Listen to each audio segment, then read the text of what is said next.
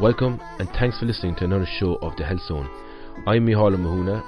Check out and like our Facebook page on www.facebook.com/The Health Zone Show, or follow us on Twitter on the letter D Health Zone, or log on to our website on www.thehealthzoneshow.com. If you subscribe to our mailing list on there, you will get the Health Zone Show delivered to your inbox every week, and also you'll get a copy of our free ebook called How to Transform Your Health in 2016. Also, if you have any feedback on the show, or if you would like to get in touch with us, our email is tunein@thehealthzoneshow.com.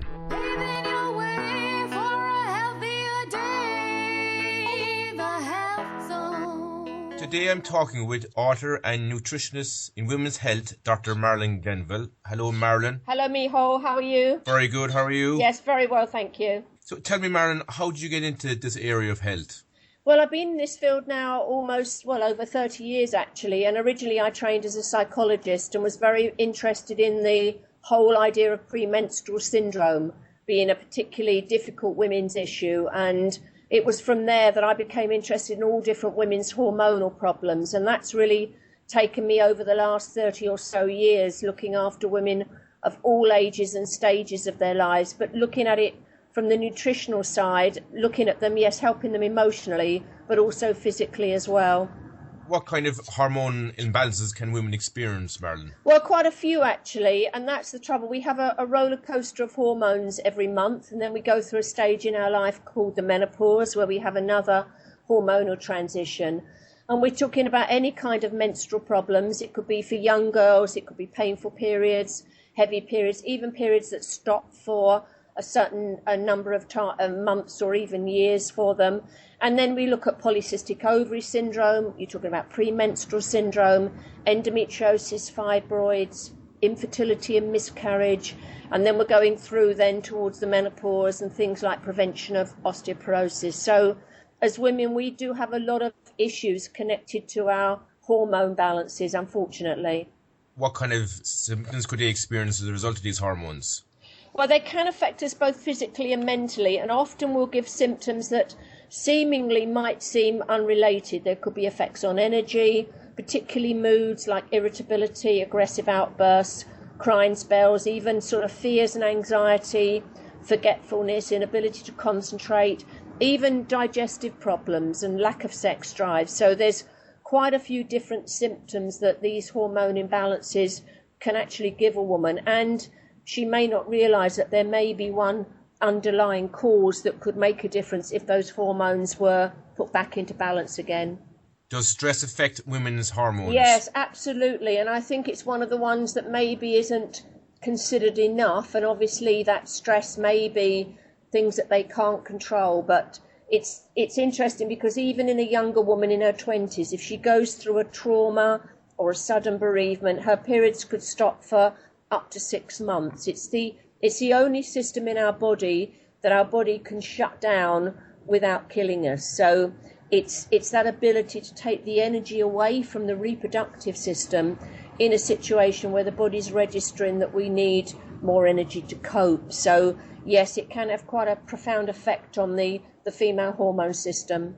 Is there anything that they could do to reduce the stress and the effects that it has on them physically and mentally, Marilyn? Well, it's obviously looking at what we can control, and some things there may be things that we can do where the stress is external. That might be financial or even personal relationships, stress at work. So those things we may be able to control or we may not. There are certain nutrients like the B vitamins, magnesium, which we call nature's tranquilizer, things like the herb Siberian ginseng that can help us cope more easily and help to calm the body down. But one interesting aspect that often is not mentioned, that the way we eat and our pattern of eating, including our blood sugar levels, can make a difference as to how stressed we feel. Because when our blood sugar drops and we go into what we call low blood sugar or hypoglycemia, our body actually releases the stress hormones, adrenaline and cortisol. So depending on how we eat and the gaps between food and the sort of foods we're eating, whether it's a quick fix like a cup of tea and a biscuit or a chocolate bar, or living on coffee during the day, it can actually make us feel more stressed than we should be. So there are really very practical things that a woman can do that, even though she might not be able to control the stress outside of her, can actually make her feel less stressed and more able to cope with those external pressures. Do you think hormone disrupting chemicals coming from the environment affect women as well? Yes, they do. And obviously, again, it's one of those, what can we control? So it's all about things that we can do something about. Some of them we may not be able to. But research over the last few years has really looked at where these chemicals may be coming from. Obviously, they can affect men. And there are concerns that sperm counts are dropping because of these endocrine disrupting chemicals coming from the environment. But we now know that young girls who would have gone through puberty around the age of 15 a number of years ago can now go through puberty around the age of 8. So they may disrupt the hormones, they also may mimic estrogen. So there can be issues around certain estrogen dependent conditions that women have, like fibroids, endometriosis, and certain breast cancers. So we're thinking of where these chemicals come from. Mainly they come from two places. It either would be pesticide residues. So there is some thinking that it would be better for us, if we can, where possible, to go for organic foods. And we've had the issue in the UK where the Environmental Agency has found that a third of the fish in the UK rivers, the male fish, have become feminised because of these endocrine disrupting chemicals getting into the river system in the UK. We also get them from plastics as well as pesticide. So there's been a lot of work now about whether we should look at the water bottles that we're drinking from. And for people who go to the gym, there are now bottles where they say BPA free on them, which is bisphenol A free, which is a chemical that has a possible estrogenic action. But it could be in any plastics that we're using, and also cosmetics and moisturizers. So there can be chemicals in those that women may be rubbing on their skin on a daily basis, especially around, very vulnerable areas. So it's thinking about how can we, in effect, clean up our diet so that we have less chemicals coming in from the food, but also whether we go for more natural toiletries and cosmetics, so we've got less of a chemical load going into the body. Marilyn, are there any herbs or supplements that you would recommend for women to take to help balance their hormone? Yes, I would. I obviously my focus is always getting people to eat well, and I really want them to have a healthy diet as possible and go for organic where they can financially, and they can get it, they can obtain it. And that's really what I feel is the foundation of our health for all of us at any age, and to get our blood sugar in balance and think about the different foods that we're eating and ones that we should leave out. But I also think, after being in this field for over 30 years now, that when somebody is thinking about turning their health around, maybe they've got an issue that they want to eliminate, maybe it's something going on with fertility, or there may be other hormonal issues, and they're working towards a goal, then I think certain nutrients can be very useful. And there's really good evidence now in the medical literature for certain female hormone problems where certain particular vitamins and minerals have been studied that have a huge impact on hormone balance. So my general recommendation for a woman would be to take a multivitamin and mineral, and to take one that's appropriate for her age. So a woman after the menopause needs to focus on other nutrients, particularly towards bone health, more than a younger woman does.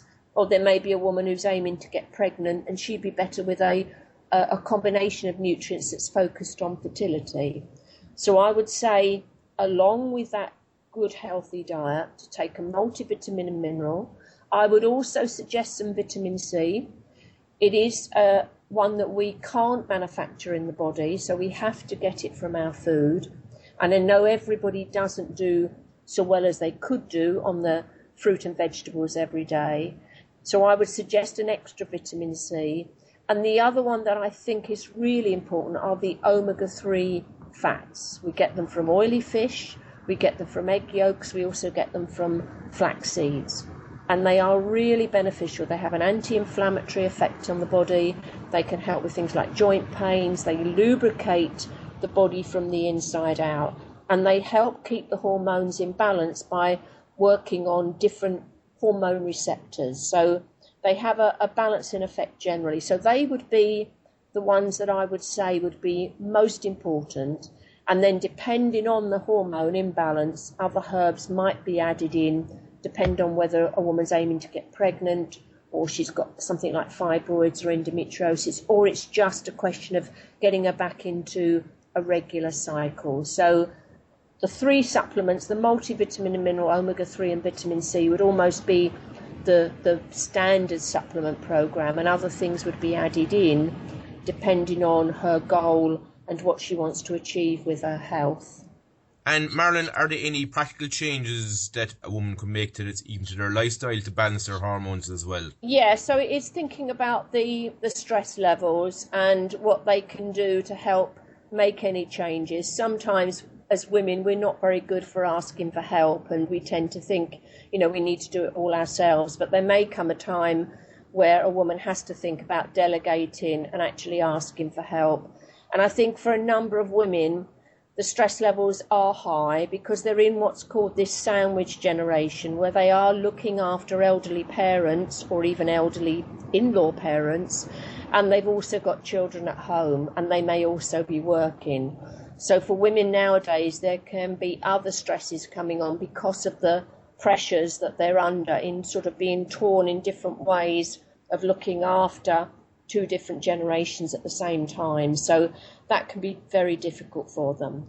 I think also it's also thinking about, where they can get some time for themselves, making sure the lifestyle and the exercise is there where possible, even if it's just going out for a walk on a lovely day, just for 15 minutes to get out and just have some breathing space. But also there are really simple things that women can do. I know we've talked about the diet side, and I'm really keen on women balancing their blood sugar. But also there's groups of foods that are available to us as women that maybe a lot of women haven't thought about eating. They're called phytoestrogens, and the name is a bit misleading because it implies that they're going to have an estrogenic activity. And for some women, they may be concerned about that if they've got a history of breast cancer or a history of a condition that actually is driven by estrogen, like fibroids or endometriosis. But the term is misleading. They actually have a balancing effect on hormones. And when we look at all the different cultures around the world, they eat a lot of these foods. And they've looked at breast cancer rates in certain traditional cultures, which are much lower than ours. They've also looked at men's health, like prostate cancer. And the men in these traditional cultures who eat a lot of these phytoestrogens actually have a lower prostate cancer death rate than we do in the West. So they are really important in terms of balancing hormones. And when I give my talk in Cork and around the rest of Ireland, I will explain why these work as balancing hormone foods rather than supplying estrogen. But when we think of all the cultures around the world, they would use these foods a lot, and mostly we get these phytoestrogens from what we call beans. So we think of things like hummus from the Middle East, from the chickpeas. You think of dal, the lentils from India. Soya, yes, China and Japan. And people would have been brought up on these foods and eaten fair quantities of them. It's just that we've gone away from eating those kinds of foods. We get them from flax seeds as well. So they are really useful when we're thinking of any kind of hormone imbalance, even younger women, and then women going through the menopause as well. So we need to get these back into our food in the ways that they have been eaten for centuries in these traditional cultures. What do you think are the causes of weight gain then? Well, yes, a couple of things. Obviously, we may not be exercising as much as we would have done previously. And of course, in generations ago, we would have been much more active, especially as women, because we wouldn't have had a washing machine. We'd have had to carry everything home from the market. So we wouldn't have had cars and supermarkets where you can buy sort of a whole week's shopping and put it in the back of the car. So we do have a physical situation that's changed just because of a generation situation. But I think really the major thing for me is what's going on with the diet in terms of sugar. It is, I know, very topical at the moment. I have been talking about it for 30 years, and it's always been seen that fat has been the culprit, that fat is bad, fat is fattening, but we have to come to realise that it's not the culprit it's seen to be, and that it's actually sugar and what we call refined carbohydrates that are the biggest issue. They are hidden now, not only in obvious sweet foods that you think of cakes and biscuits. You know they're going to be sweet and they're going to contain sugar. The difficulty is what we call this hidden sugar in savoury foods. So it will be in tomato ketchup, spaghetti sauces, baked beans, mayonnaise, salad dressings. So over a day, even if people don't add sugar to their tea and coffee, in some research, some people are getting 46 teaspoons of added sugar a day because of it being hidden in these other foods. And just an example, even in a fruit yoghurt, if you take the fruit out of the equation, there could be 8 teaspoons of added sugar within that yoghurt. So it's become very common to be added in. It's causing a lot of issues with weight gain because it makes the body have to produce more insulin, which is our fat storing hormone. So it has issues definitely for women, and for some women they become over time insulin resistant, which is then sort of the type 2 diabetes situation, or in younger women it will manifest as polycystic ovary syndrome. So it's a big issue for us in terms of our weight, but they now will think it could be linked to things like heart disease and also even Alzheimer's. So there's a lot of research going on that sugar, yes, can cause us to gain weight, but over time it's going to have a bigger health risk across all of the illnesses that we class as being degenerative that come on because we're getting older.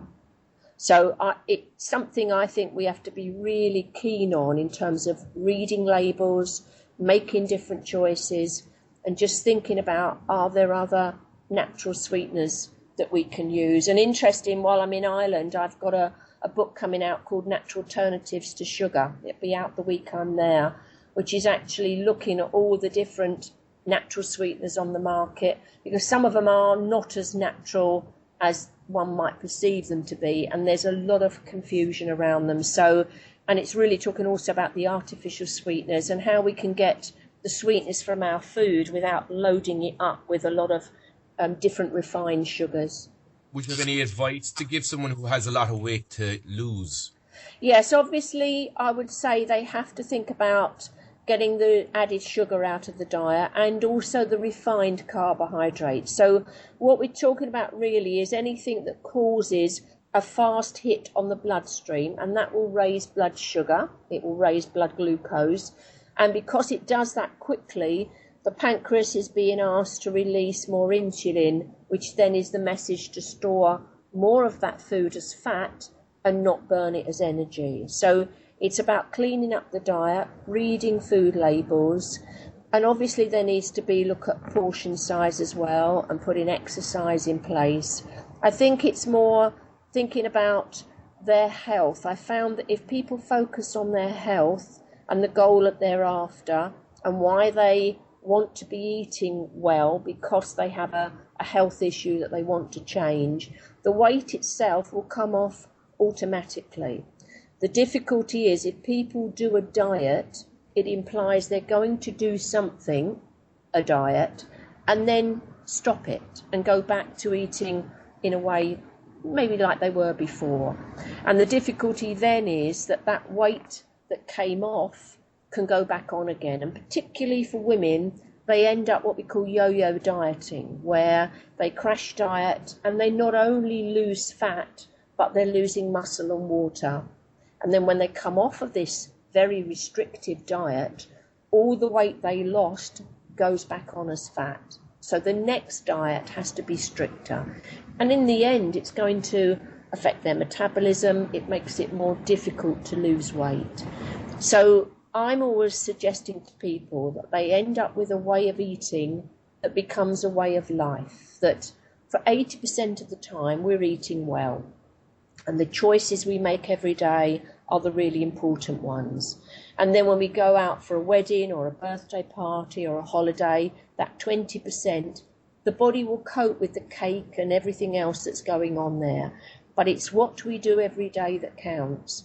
And we don't want to be ending up thinking of, I'm on a diet and it's socially restricting and you can't go out with friends. You want to end up with this way of eating that just becomes a way of life, that the choices are different, it's a different attitude around food, and that then the weight itself isn't a problem because it actually automatically gets lower. So it's a different way of looking at this whole thing rather than a diet which somebody's going to do and then stop.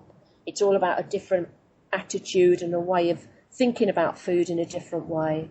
And what are your thoughts on a person's emotional well-being being an impact on how they can lose weight? Yes, of course. And it is thinking about, obviously, for some people, and especially women, I know we've talked about stress, and that itself can push somebody to go for the comfort food because they're unhappy or they're stressed or they're bored. And sometimes it is thinking about changing what's going on that stress side, which then changes their feelings around the food, or whether there's other substitutes for that. And sometimes distractions can help. They've looked at research where, people can do something else in that moment where they might go for a craving or a binge. Then, it can change the way they feel and that craving can sort of go off. So it's how we may be able to change our attitude and even the way we look at food and what our feelings around it are. And there may need to be some psychological changes as well. But if we can get this whole aspect of the mind and body, which are not separate, they are very much connected.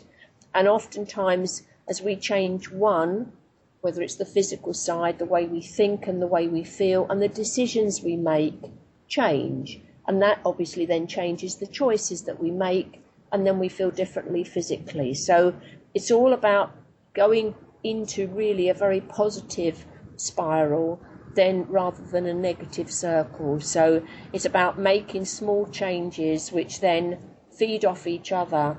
And interestingly, if people start to make small changes in the clinic, they've often come back to me and said, well, I'm feeling much better. They've only made a few small changes. What else can I do next? And sometimes a step at a time is actually easier to manage than somebody who's told, well, you need to do all of these things at once, and it may seem totally overwhelming to them, and they think, actually, I can't do this. Whereas a small change, something simple, can make a huge difference to how they feel and how successful they feel at doing it. They can feel motivated, they can feel the difference in terms of their energy, their well-being, and then the feeling is, well, what else can I do in terms of looking after myself? What's the next step I could take?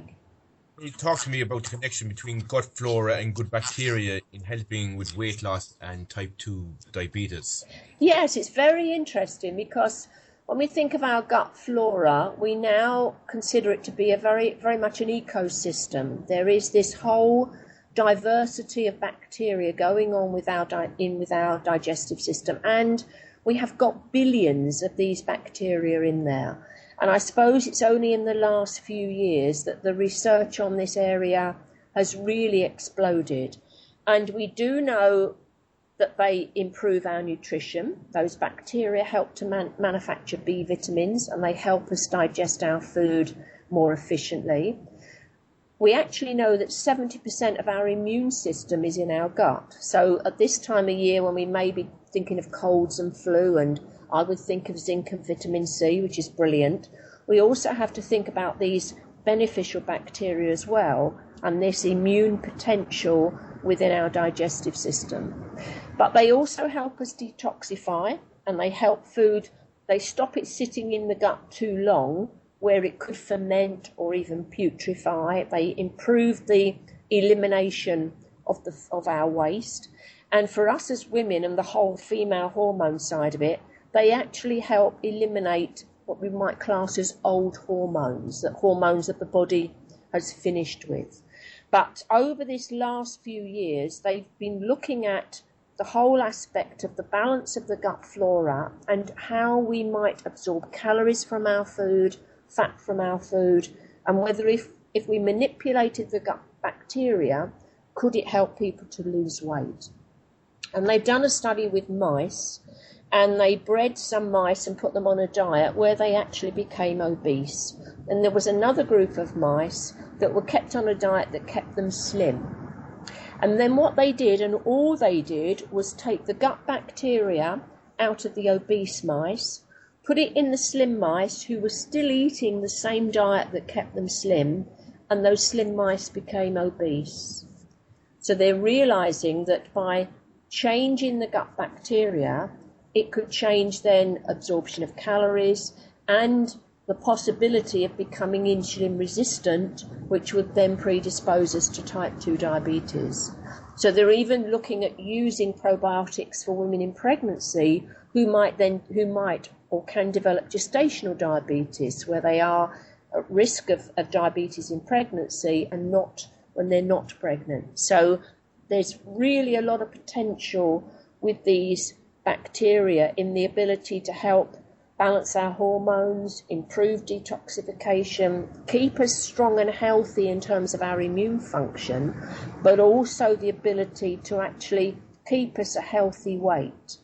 So we are thinking now of people who have to take an antibiotic, and of course that antibiotic could be crucial, but it's going to wipe out those beneficial bacteria. And many women know that if they take an antibiotic, they can then get thrush, which is a yeast infection, because normally those good bacteria are keeping negative bacteria and yeast under control. But of course, when they take an antibiotic, it's not discriminating between the good and the bad bacteria, it's wiping all of it out. And so the yeast that is normally kept under control becomes dominant. So there's a lot of research now.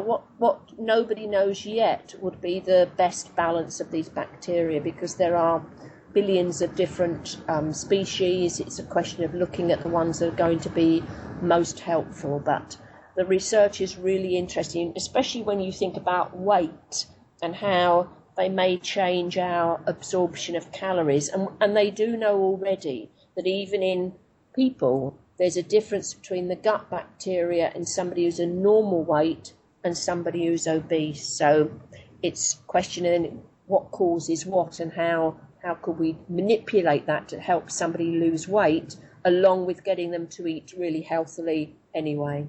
And Marilyn, would you recommend in taking probiotics during a treatment of antibiotics? Yes, I would. The best thing is to take them alongside the antibiotic, but a different time of the day.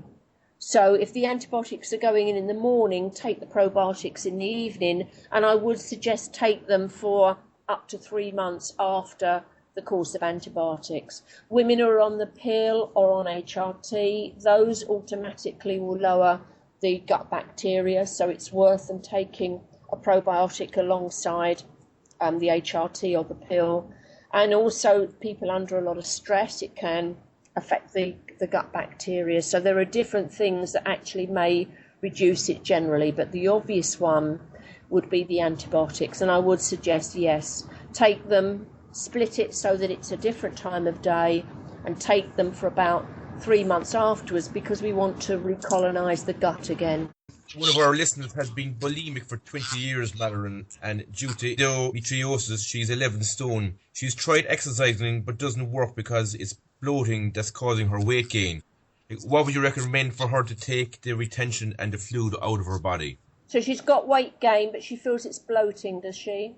That's exactly it, but she's bulimic as well. Yeah, so obviously she would probably need some help psychologically with the bulimia side of it. And of course there may be, even though she's got extra weight, there may be deficiencies because she's not been eating obviously as well as she could do. So with endometriosis, it is an estrogen dependent condition, so it grows in the presence of estrogen. So obviously we'd look at the beneficial bacteria, also liver function as well. But it would be about getting her into a healthy eating pattern, and it might require both psychological and nutritional support for her, because this is something else that's going on at the same time. But in the clinic, because I have a clinic in Ireland as well, we've got one in Cork and also Dublin and Galway, we would test blood tests for nutritional deficiencies, because in this case it is possible that she is deficient in certain nutrients and they need to be corrected in order to get her back into good health and get her back into eating well, and obviously addressing this underlying endometriosis. And Marilyn, do you think a food allergy or even an intolerance could make it difficult for a person to lose weight? Yes, it could do, and obviously there can be blood tests for that as well. So very often things have to be individualised for people. Sometimes there may be general recommendations across the board, like I mentioned, a multivitamin and mineral, omega-3 and vitamin C. But in certain cases, it's about looking at somebody's history, looking at what they're eating now, and thinking then, do they have any issues in terms of food sensitivities? Is there something else going on? Could it be a deficiency that's a problem? Or also, we can now test the gut bacteria. We have this potential with a stool test to look at the levels of those beneficial bacteria. There could be a yeast overgrowth in there. And if somebody's got a yeast overgrowth like Candida, it will actually make them crave sugary, fermented, sweet foods. So it may not be that it's an allergy that's doing it, but something underlying going on in the digestive system. So the potential now nutritionally, very different from when I started 30 odd years ago, is the ability to be able to test somebody in different ways from what they would do with their doctor. All of those tests are really important, but sometimes people will get all the tests back from the GP and there's actually nothing wrong medically. But there can definitely be something wrong nutritionally, whether it's a nutritional deficiency, whether it's changes in the gut bacteria, whether it's a food sensitivity. There can be we can test for adrenal stress now, which we could never do a number of years ago. So potential is really there to see what's going on. And for me, from the nutritional side, it's always about asking what's the cause with anything. Because if we can find out what the cause of the problem is, whether it's an imbalance in gut bacteria, whether it's a deficiency, it's all about then treating that cause. So we're trying to change that person's underlying physiology to give them a long-term solution rather than just treating the symptoms. So even with things like irritable bowel syndrome, IBS, it's always a question of why is the bowel irritable? Is it a reaction to certain foods? Is it stress that they're under that's causing that? Is it changes in the gut bacteria? Or, as we had one lady in the clinic, she actually had a parasite in there that was picked up in the stool test. And if you can find the cause, then you can actually treat that and obviously make then a huge difference to how that person feels and their health now and in the future. What about an underactive thyroid? Could this have an impact on a person actually gaining weight as well? Yes, it could, and obviously a GP can check for that. We do check for that in the clinic, but a GP may check for that already. And obviously if it's underactive, that needs to be treated. Obviously we would use ways of trying to improve her metabolism anyway in the way that she eats. But it's thinking about all of these different aspects. What might be the cause? It might be a combination of 2 or 3 things, but certain things may have already been ruled out medically. But of course, underactive thyroid has to be thought of, and if it is underactive, her GP would treat her anyway. And is there a way to lose weight naturally? Yes, there is. There is. Obviously, things like thyroid issues have to be ruled out, but definitely, and it is looking at getting the diet right, getting a way of eating right, looking at exercise.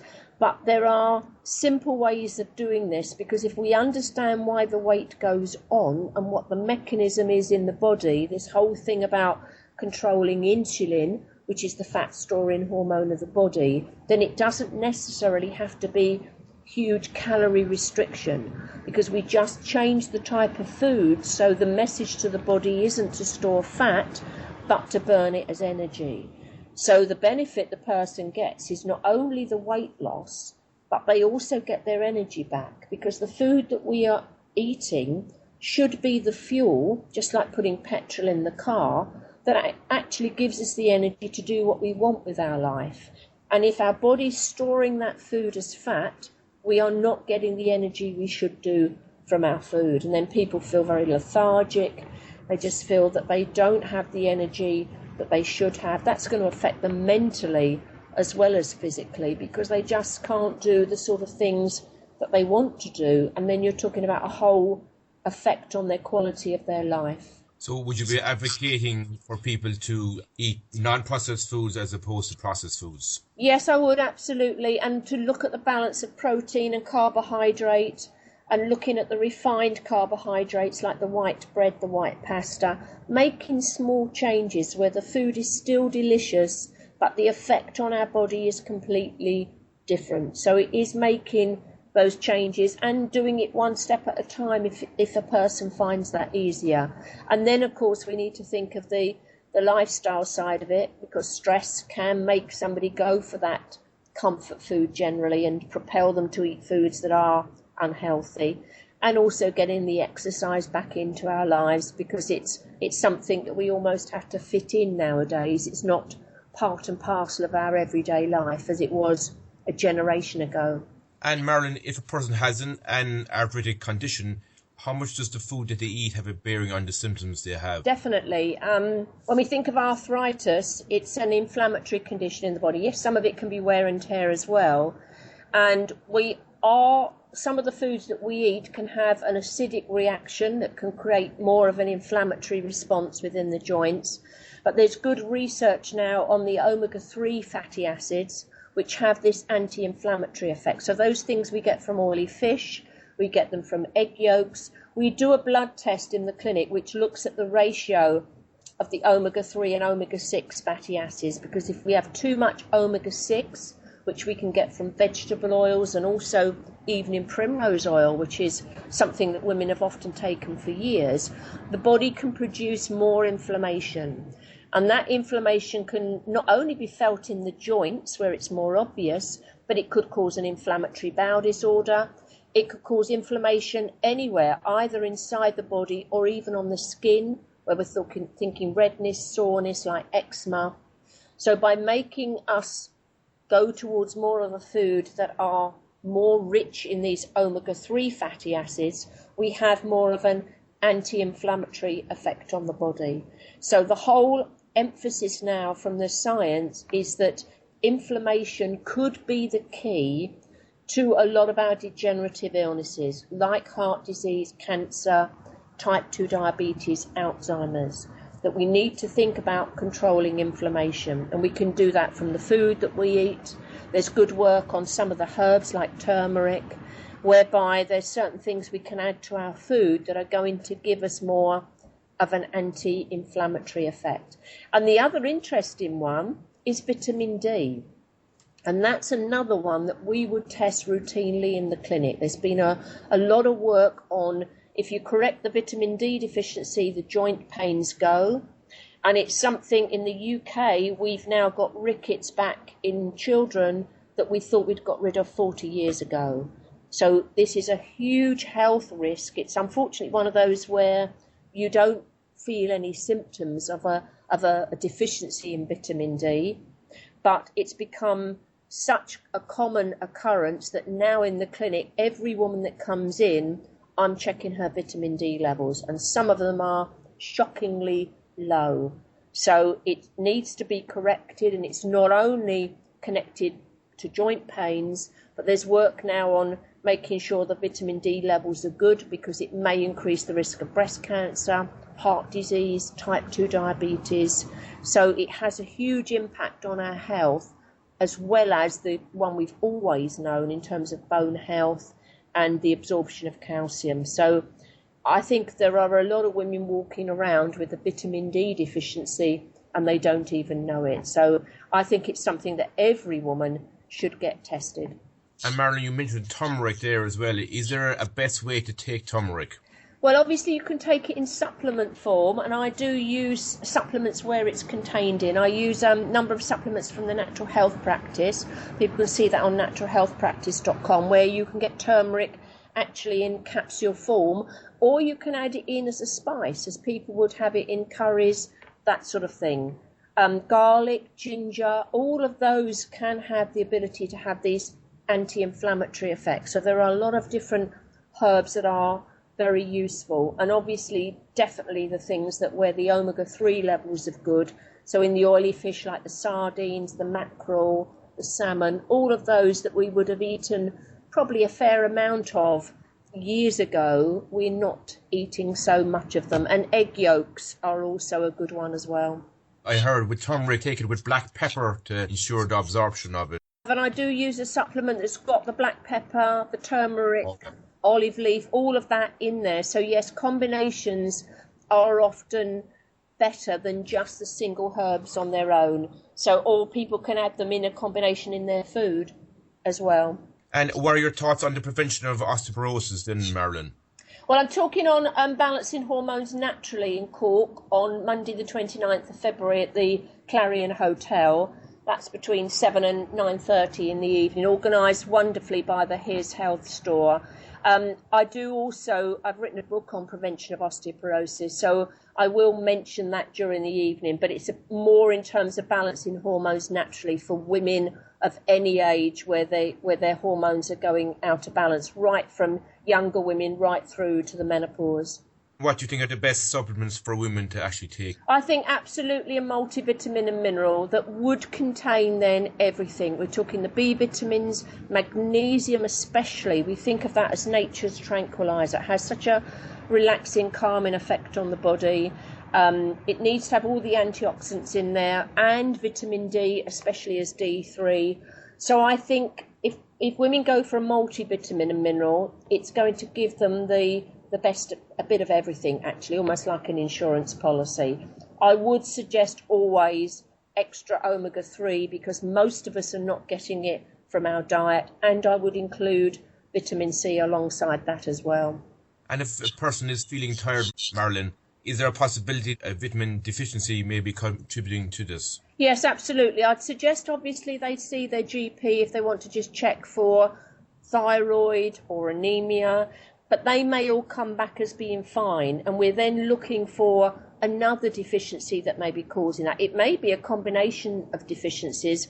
It could also be the effect of stress on the adrenal glands that's actually causing issues in the body, or it could be problems with digestion, because obviously we can eat good food, but we have to digest and absorb it, and it's just as important for hormone balance as it is for our bone health. So sometimes the issue is actually, are we absorbing the food efficiently so that our body can use it? And there may be issues with absorption, and sometimes, especially after some of the talks, women will come up to me, and some of them actually find it difficult to gain weight, even though they're eating well. And in that situation, there can be a problem with malabsorption. So it's just as much of a problem being overweight as it is to be underweight. We're always trying to reach a balance. And if somebody is eating enough, but their weight doesn't go on, then we have to think of malabsorption. And that's going to affect their energy. It's going to affect their health. So there can be deficiencies in people who are overweight, because we talk about people being overfed and undernourished, that they could be eating a lot of food, but the food doesn't have the nutrients it should have, so they are still deficient, as much as this person who may be underweight, who's not absorbing properly. So it's trying to look at people in a very personalised way and trying to find what's going on underlying their health problem, other than just the symptoms that they're thinking about, such as energy, not sleeping, there could be skin problems. Sometimes all of the symptoms could actually be connected. There could be one cause that's driving them all, and that cause needs to be sorted out, and then the symptoms will go. So we're trying to do a bit of detective work, doing some tests that maybe are more unusual, than they've done from their GP, but the medical ones are just as useful. It's just trying to look at their health in a different way. What are your thoughts on adrenal fatigue then? Well, I'm talking on balancing hormones naturally. I will bring in, talk about the adrenal side of it as well and show people what it looks like, because I've got a slide where it shows what the adrenal test looks like, because we can actually see whether somebody's adrenally fatigued. We can also call it adrenal exhaustion, but it's fixable. That's the beauty of the nutritional side, that even if somebody's got an imbalanced gut flora, or they've got a candida overgrowth, or they're deficient in nutrients, all of that can be changed. It's modifiable. It's replacing those nutrients back into their diet or taking them as supplements for a period of time. It's getting the probiotics in. It's calming down the adrenal function. It's getting them back into good health again. So tests are useful because they can pick up the cause, but it also means then we can do something about it. So I think looking at somebody as a whole person, the mind and the body, is really important, and not just to think of one system, because every system in the body is connected to every other. And as we get one system back into balance, it will have this positive domino effect on all of the other systems. And sometimes it's the adrenal glands can be affecting the thyroid. And so by changing and helping that person with their stress side of it, it actually improves the thyroid function. Same with the hormone side of it. Stress or blood sugar imbalances can be causing that woman to have premenstrual symptoms.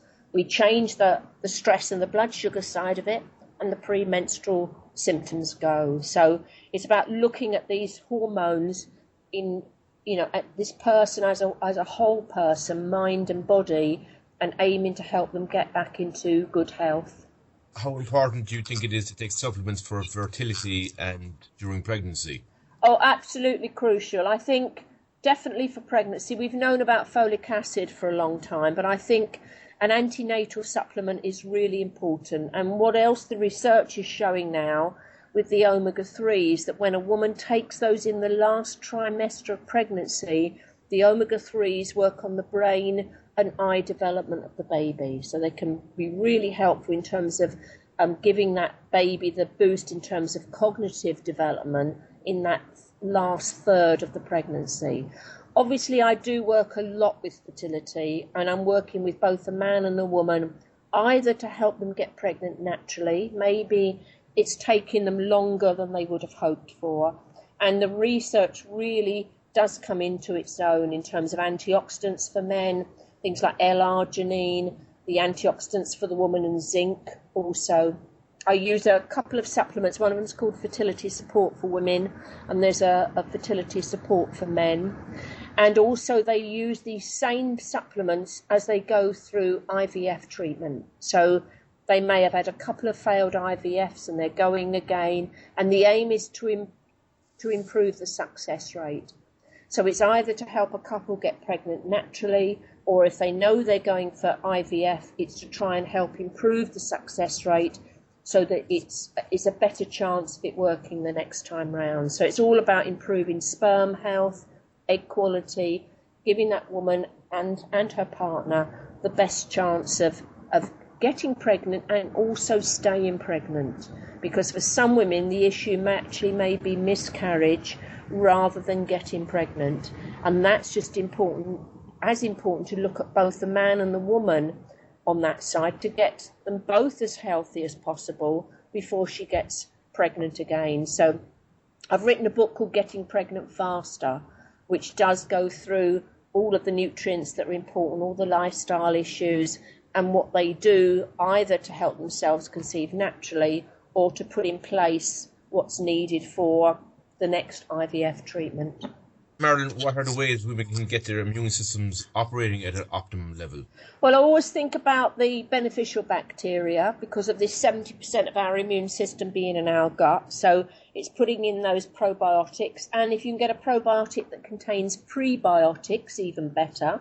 So the prebiotics are the food that the probiotics feed off, because we want them to stay in our gut and to have a good amount of these beneficial bacteria there.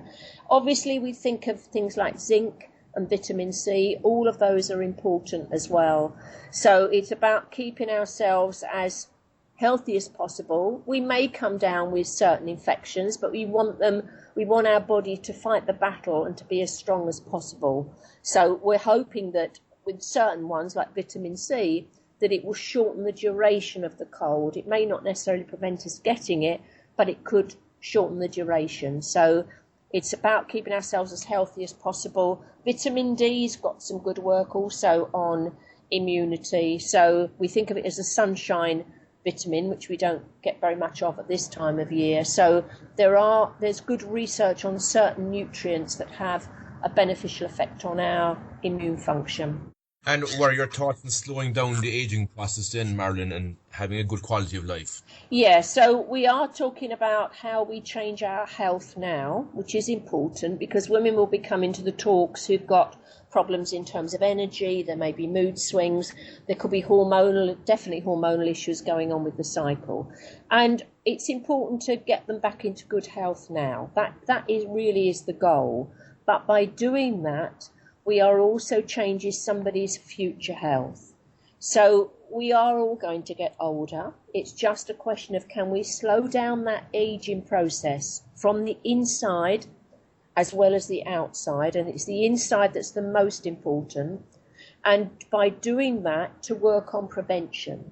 So the big thing now is preventative medicine, that can we put steps in place no matter what age we are to work on prevention of these illnesses that come as we get older, like the type 2 diabetes, the Alzheimer's, the heart disease, the strokes, all of those. If we work on them earlier, and by changing our diet and getting ourselves into good health that have made the difference in terms of how we feel at this moment, we are also putting into place the steps that can work on prevention.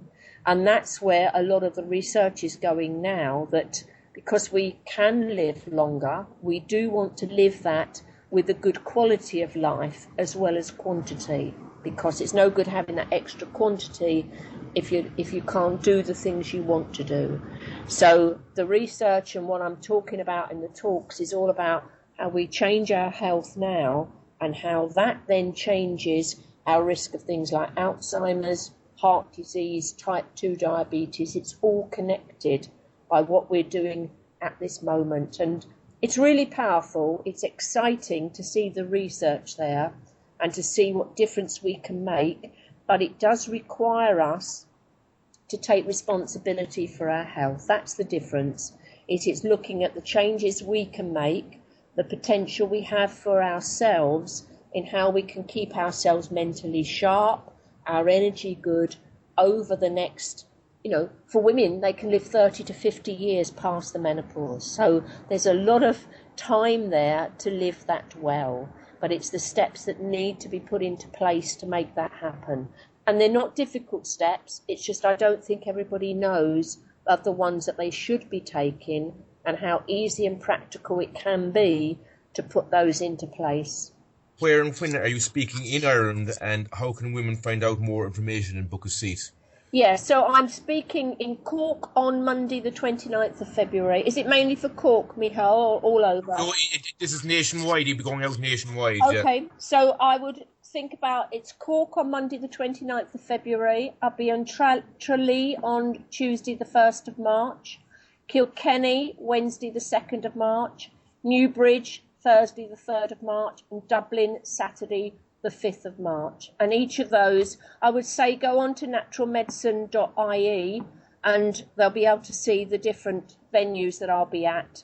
And a lot of them are being organised by the different stores in those places, which is wonderful. So people will know, there's a good place to get the different foods that I'm recommending. So I'd go to naturalmedicine.ie or glenvillenutrition.ie to see the different places. And it's 7 to 9:30 every evening at the different venues, and then Saturday morning 10 to 12:30 in Dublin. But it'd be lovely to see people there and to come along. And I am around the whole time, even during the break and after the talk, and I do spend time answering personal questions as well. So there will be time to speak to me personally, and I'll have my nutritionist from Ireland there as well. So there'll be a good time to have a chat if they've got specific issues they want some help with.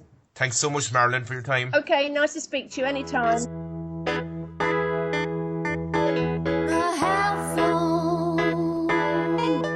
Well, thanks for listening to another show of The Health Zone. Tune in next week for more exciting and interesting topics and guests in the areas of spirituality, relationships, finance, creativity, health, career and much more. In the meantime, check out and like our Facebook page on www.facebook.com/The Health Zone Show, or follow us on Twitter on the letter D Health Zone, or log on to our website www.thehealthzoneshow.com. If you subscribe to our mailing list on there, you will get the Health Zone Show delivered to your inbox every week, and also you'll get a copy of our free book called How to Transform Your Health in 2016. Also, if you have any feedback on the show, or if you would like to get in touch with us, our email is tunein@thehealthzoneshow.com. Well, until next week, have a fantastic, healthy and happy week.